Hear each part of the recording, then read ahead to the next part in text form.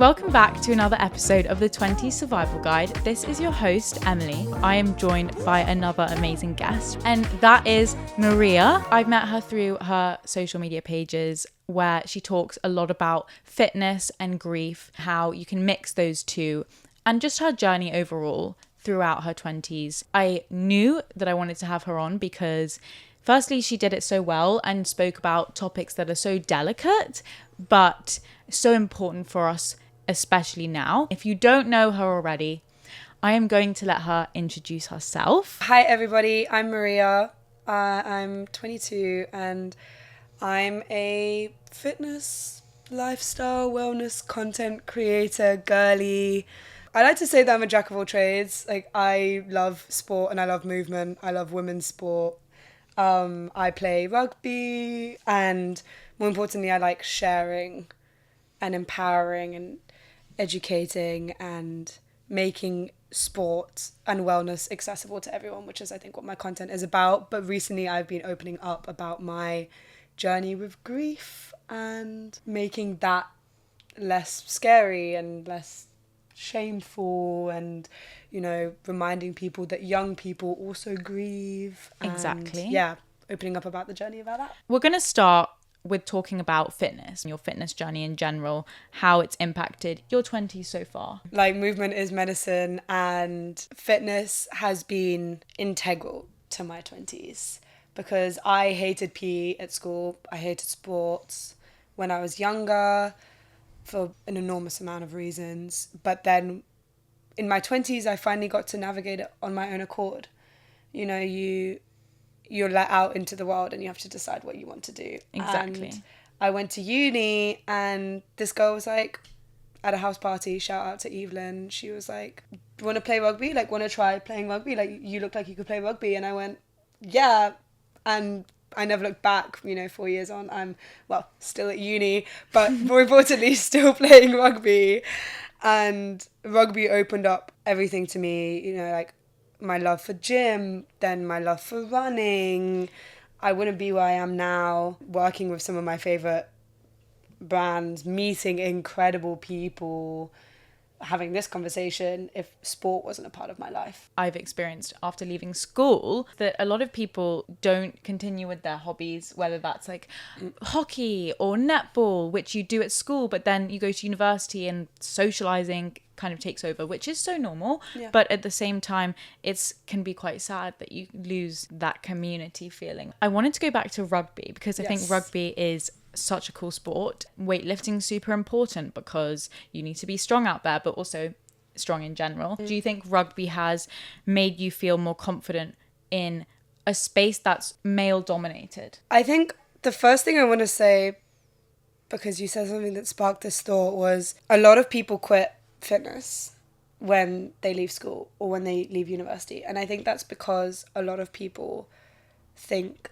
that fitness, or connotate fitness with performance and elite and these kinds of things. So when I say I'm a rugby player, I'm not an elite player. I'm an amateur player.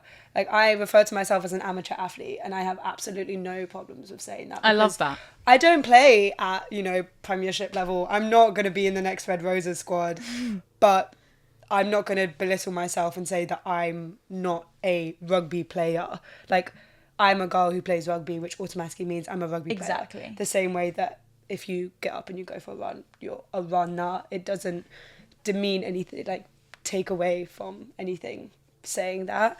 And I actually started training in the gym about a year and a bit before I started rugby.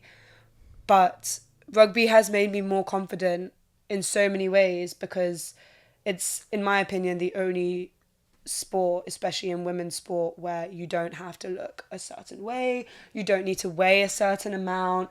There's a position for every single person out there, and incredible female rugby players like Sarah Byrne, Alona Mayer, you know, Ellie Kildunn, they're all showing this. Like, they all look completely different, they play completely different positions, and they are inspiring men and women, girls and boys, to show that fitness isn't defined, right, by your body and by your body type. There's not like one body type that can do sport. Exactly. And that's a reminder to me, because I used to dance, I did ballet, and I was told that, you know, I don't have the right body shape or the right body type to be a professional dancer. Obviously that knocks your confidence, especially when you're a kid. So when you get to that age, I mean, you look at the average age for people to drop out of elite gymnastics, it's 16 or 17, because by that point your body is physically done out.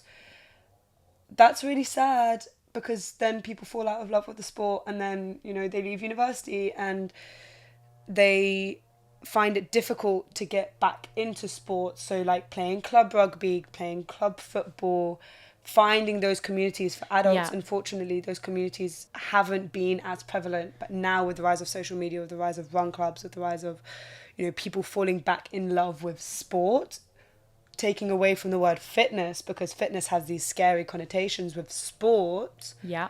It's opening up all of these incredible communities for adults. And by adults, I don't mean, you know, in our 20s, because we're a different category of people, but I'm talking about like our parents' generation getting back into love with sport. Is such a beautiful thing to see.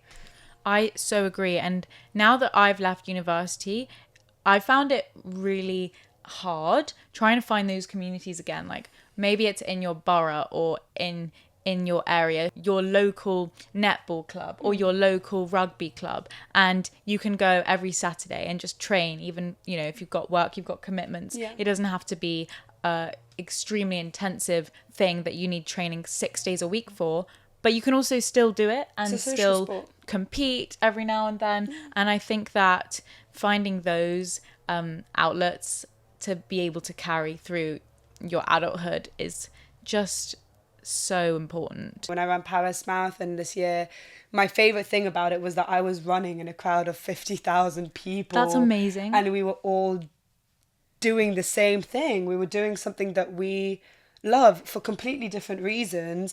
And in that crowd of 50,000 people, it doesn't matter how fast I run. It doesn't matter, like, it doesn't matter what I look like. It doesn't matter what I'm wearing. It doesn't matter how much I weigh. It matters that I'm there showing up for myself, doing something that I love, doing something that I enjoy. And I am so grateful to the amazing running communities that I run with, primarily Tom's Run Club. I just have to, you know, put them out there. They are incredible people, and they've changed my relationship with running. If you enjoy something, you are infinitely more likely to stick with it. And we are, and I'm so glad that we are slowly moving away from hustle culture. And by hustle, I'm referring to all aspects of life, but we're talking about fitness. I'm so glad that we're moving away from this narrative of, to be a gym bro, you have to eat chicken and rice every single day. You have to weigh out all of your food.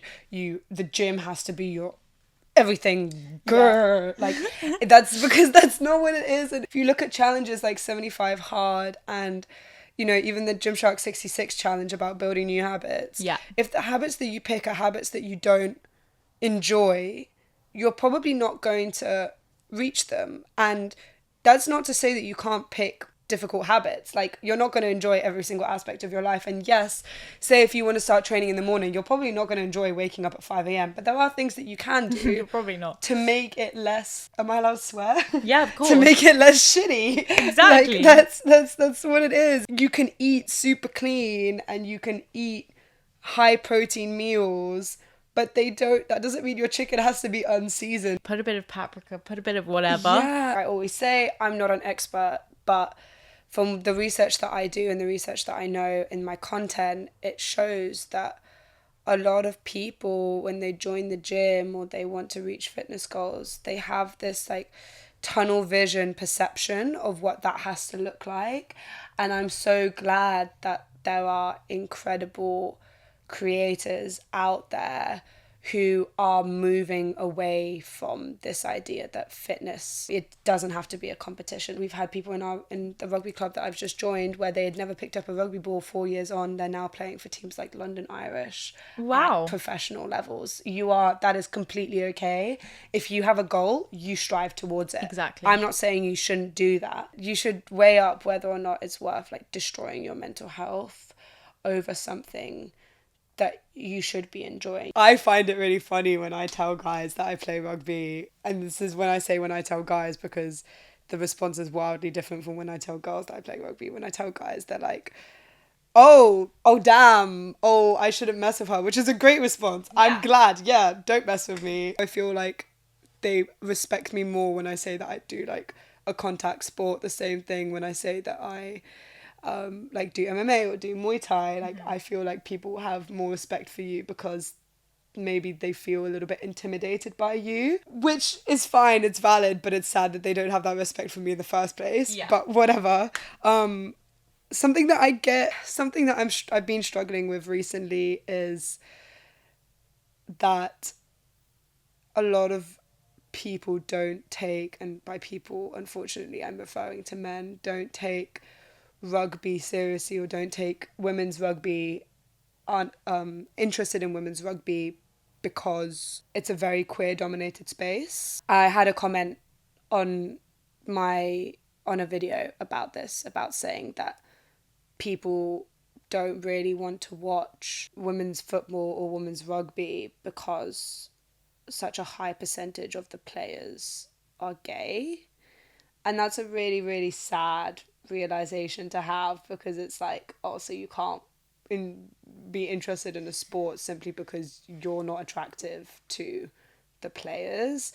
And I think I've faced that within my own club, of people making comments being like, oh, this season the clubs are really straight. That's kind of weird, because sport doesn't have any sort of definition. Like, you do not have to be gay to play women's rugby. I think that's something that a lot of women feel like they can't join the sport if they're straight. Bullshit. Come and play. Like, not once has it ever crossed my mind as a queer woman. Not once has it ever crossed my mind when I'm on the pitch being like, oh my God, I'm getting up and close and personal with women. Like, that's not how I or the majority of women think.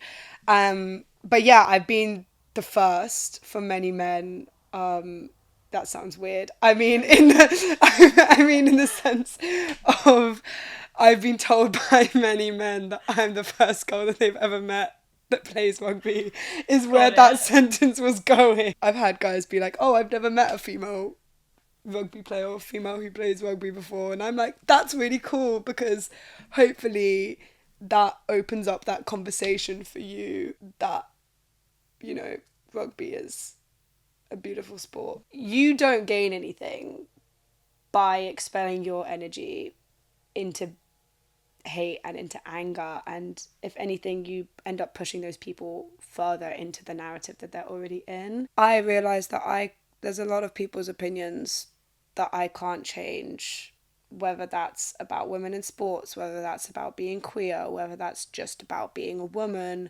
whether that's about morality and politics. And it's sad and it's frustrating to have to acknowledge that and be aware of that.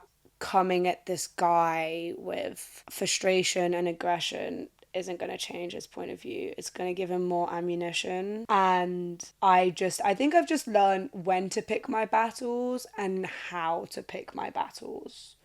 Because I, as a person, am very happy to leave the anger and the fighting to the people that want to do that. I don't want to do that, so I'm not going to. That's as simple as it is. Some people might not be happy with that.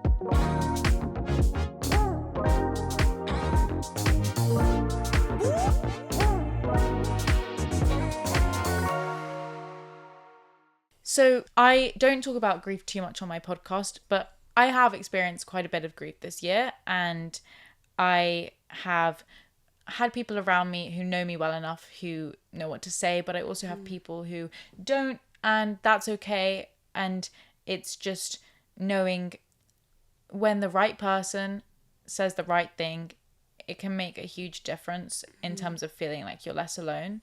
But as someone who talks about this a lot openly and has a lot of experience, I wanted to ask you what your advice would be to someone who is supporting another person grieving at the moment, because it's also difficult for them to know what to say. I actually think that one of the most powerful things that you can do to show support of someone who's grieving isn't something that you say. Like, it's actions speak louder than words. So just showing up for them. And a lot of people who grieve, they cut themselves off.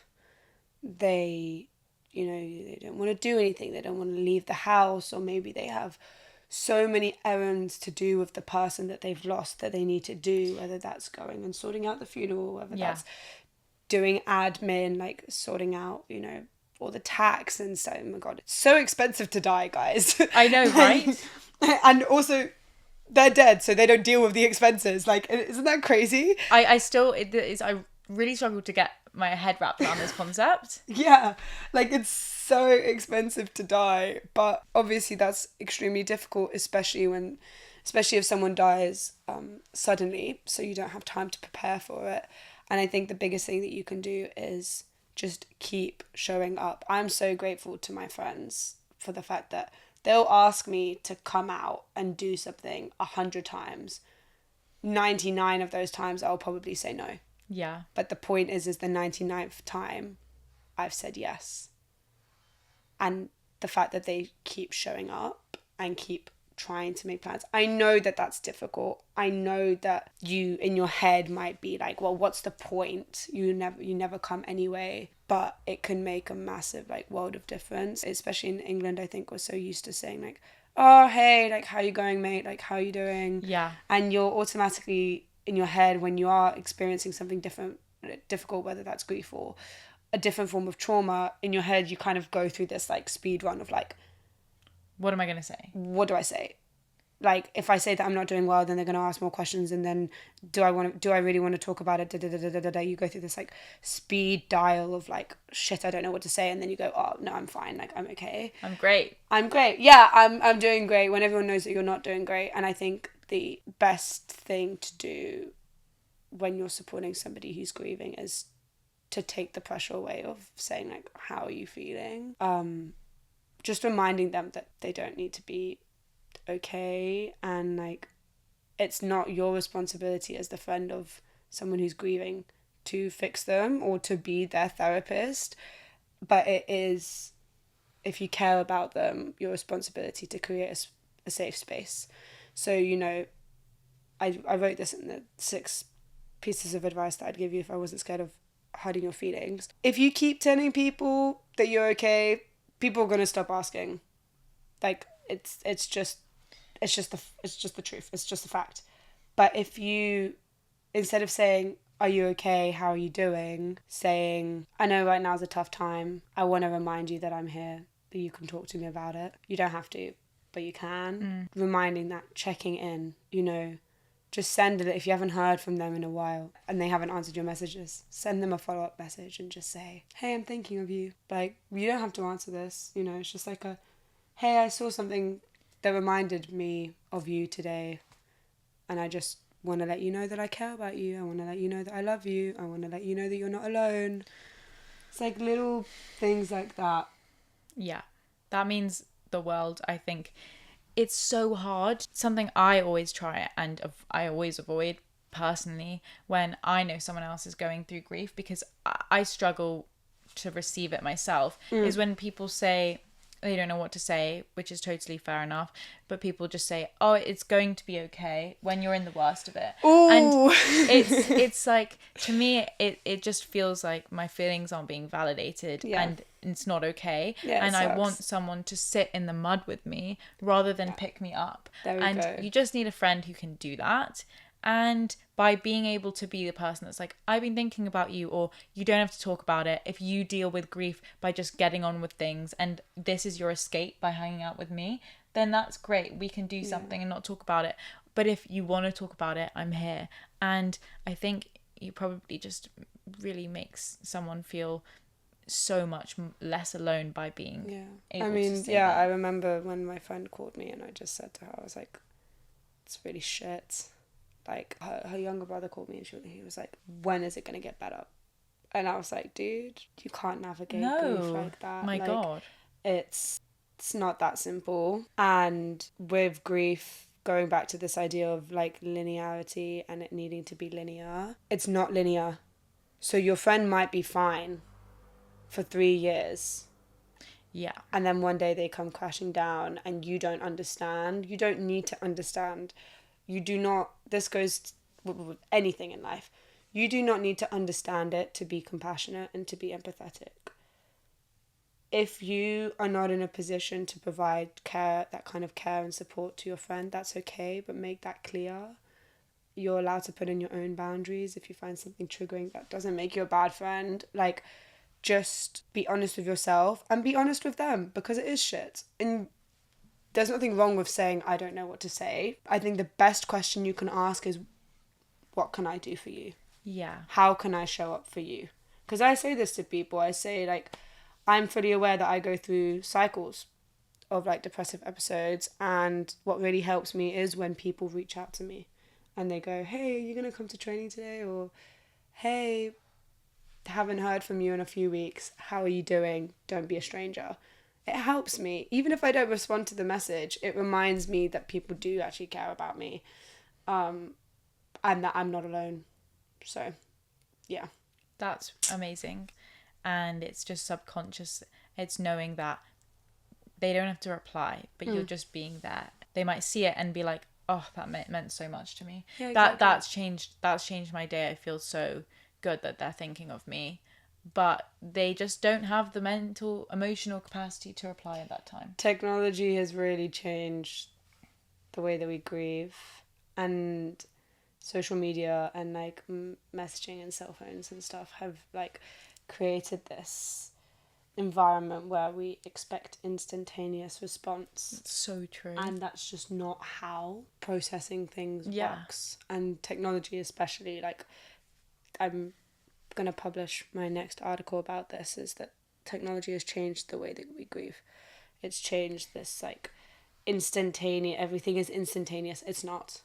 So I'm really bad at replying to my messages. I'm the worst person. I leave people undelivered for days, if not weeks, sometimes months. And you know what? Same. I'm not sorry, because unless you're my mom. Yeah, unless you really need to know I'm alive. Unless you're like my mom or my best friend who's been in my life for like 7 years, but even they don't get that instantaneous response. You don't, who gave you the right to think that you're entitled to me to... entitled to think that I'm going to reply to you within 2 minutes? Like, shush. No, exactly. So even more so, like, you don't have to reply to people and tell them that you're not okay or that you are okay. And I think also a big thing is like follow creators who reflect your life. Like, it is really scary to follow creators who are grieving because they're talking about something that is vulnerable, is talking about something that is so real, but oh my gosh, it helps. It can help so much to listen to people talk about their grief, because it reminds you that you're not alone. You're a prime example of that. One of the things I think, if you guys don't know, Maria, about your page and the grief and the fitness, I wanted to ask you a little bit more about the creating content. Not everyone has as much confidence to go out there and post about these things. And I, for one, think that we need people like that, because you're creating this positive space and people really just are attracted to human connection. And it means that people can watch your videos and feel like they know you. And it's beautiful, because that's how I felt when I discovered you and your page.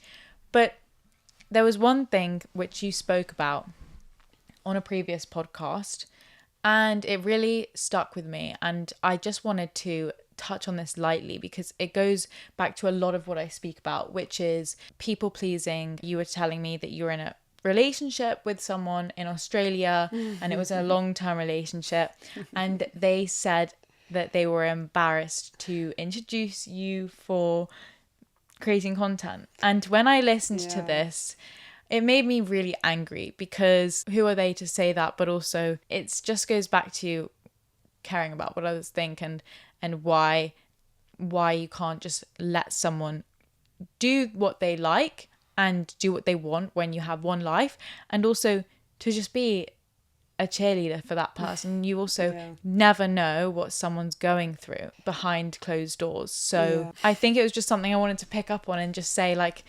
how do you feel like experiencing things like that have shaped your view around confidence in yourself?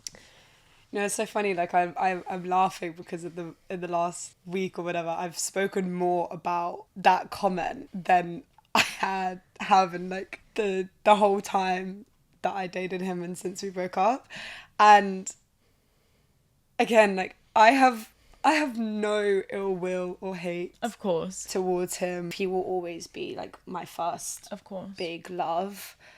And I want him, I guess, in a weird way, I guess maybe this is people pleasing, I want him to know that I am not, mocking him or villainizing him or anything. And if people decide to do that on my behalf, that's your responsibility. I don't take responsibility for that. But yeah, it was shit. Like, it was shit doing something that I loved, that people pushed me into doing, because the way I started content creation was because people were telling me that I should post videos. There was a I don't want to say there was a demand for it, but there was a demand for and the supply was there. Yeah, like, exactly. It had there to was be a done. demand for Motivate with Maria to become Motivate with Maria, and so she gave the people what they wanted. She did. Thank God for that. She gave the people what they wanted.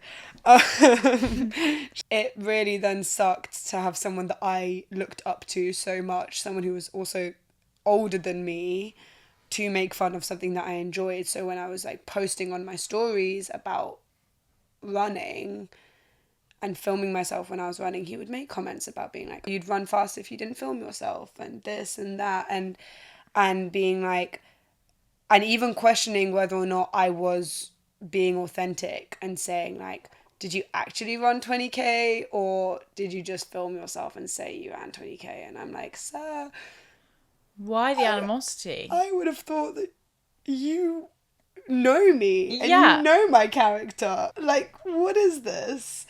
And so really, and I remember telling my best friends about this, and I think he already wasn't in their good books.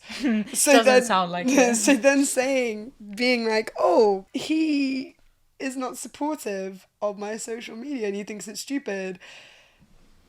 And, I was what people in the social media world would consider a small creator of like 5,000, 6,000, which is crazy. You imagine 5,000 people telling you in real life that they like your content. Yeah. It's not small, guys. It's a massive achievement.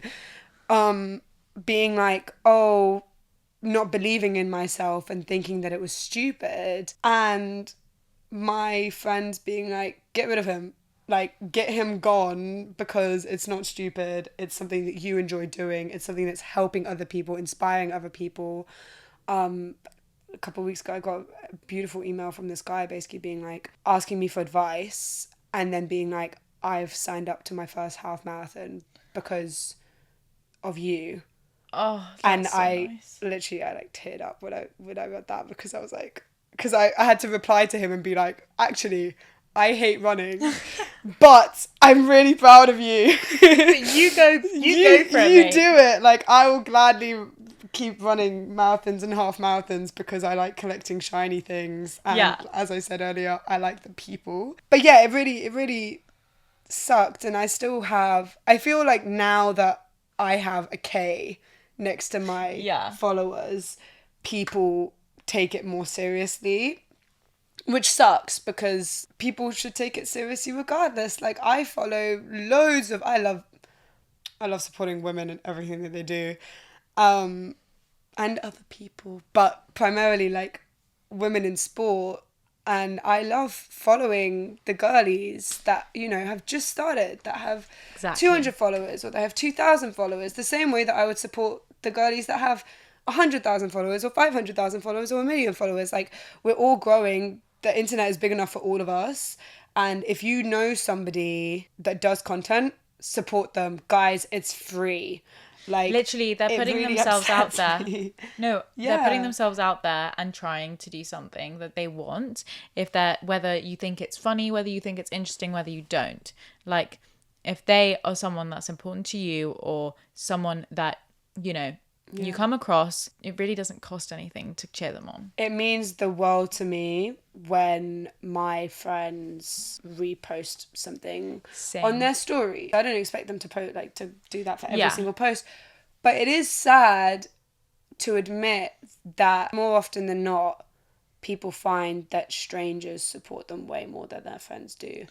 And my ex was a really good example of that, because that is somebody that I really loved and really cared about, and to know that they think that something that I love and I'm passionate about is stupid or would be embarrassing to mention is really sad, because the same way that this podcast is your baby, Yeah. my page is my baby, and Exactly. my, you know, my grief blog is my baby, and all of these things, and it's become a massive part of who I am. And now it's like, well, if you don't like that, or if you think that it's stupid, sorry mate, I don't have time for you. Exactly. Like, And yeah. I think that it's a really good lesson to people and to you guys, that when people feel a certain way about something you're doing, or something that is a passion or interest of yours, and they make any comments or they make you feel discouraged, there is so much more that than just that comment, and so much more that you have to give, and why you should put your priorities. You should not let others tear you down from things that you really really believe in and really are passionate about, and not let other people stop you, because the rewards are so much greater. It says way more about them than it says about you. Exactly. I wish I could sit here and say, like, I didn't let those comments get to me. This is not true, because while I lived in Australia with him, I stopped posting. Yeah. You know, I didn't really post because they made fun of me, and, you know, like, we would go to the gym and he'd be like, okay, I'm going to go sit in the car for 15 minutes while you take photos serious? of yourself in the changing room. And so I was like, okay, cool. So I stopped doing that. Like, I stopped filming myself. Like, he wouldn't want to train with me. There was just a lot of things that knocked my confidence, and that I've grown from, and that I've learned from those behaviors. And more importantly, I've learned that I've never want to make people feel that way. So, and now it's like I get people asking me for advice on confidence, and I sit here and I just think I'm grateful that somebody gave me the opportunity to learn those skills, to learn how you were saying, that I'm composed and that I'm confident. You are. People gave me the opportunity to learn from their behavior to become who I am now. I wasn't born like this. Like, I learned through other people's mistakes, and he made a mistake, and whether or not he thinks that it was a mistake is besides the point, because it was. And I am all the better for it. You absolutely are, because we're here, and I think that if you didn't keep posting, we wouldn't have been sitting here filming a podcast talking about some really important things, and I wouldn't be able to bring you guys Motivate with Maria. I hope you guys are motivated. I'm feeling really motivated. Just before we finish up, I wanted to say you just bring very positive vibes and energy and a very good perspective on life, which is really hard, because sometimes we feel shit and we have bad days, and like we always are going to have bad days. I'm the last person who's going to be like, oh my gosh, you need to feel better quickly. Yeah. Like, this is normal. No. Some days I just want to do absolutely nothing. Some days I'm going to have a mentee be like, and that is just part of the week's schedule. But it's a really good reminder when we are feeling down, like, there's always something to learn from it. And if you do learn from it, you can get much further, much quicker. Yeah. That's been like one of my life mottos, is you can't control what happens, but you can control how you react to it. The same way that you can't control somebody else's reactions or somebody else's actions, but you are in full control of how you decide to communicate yourself, how you decide to react to something, how, and that takes away the power from them, brings the power to you, And more importantly, it gives you a safe place to like reflect and react. And the world is big enough for all of us guys. You do not need that one person who makes you feel shit. Like you don't need to put up with that. I also realized that we subconsciously matched. I know. I can't believe we did this because So I have got into a habit of just wearing a plain white tee when I don't know what to wear, and it makes me feel good. So yeah, I just realized that. Like I realized that like about 25 minutes earlier, and I was Me like, too. I need to mention this. one of my finishing questions on the podcast, when I have guests, what is one piece of advice that you could give to my listeners that you either wish you knew earlier or that's your favorite piece of advice at the moment in your 20s? It could be a quote, it could be something that's just resonating with you right now. So I'm not taking credit for this. This is my best friend's like signature statement. But what she always says is, if they don't like something, you don't like something, it's an issue, not an ish me. Yes, I love that. I have been thinking about that. She's been saying it for like the last 6 years that I've known her. She needs to copyright this. She needs to copy I'm not even joking. trademark it.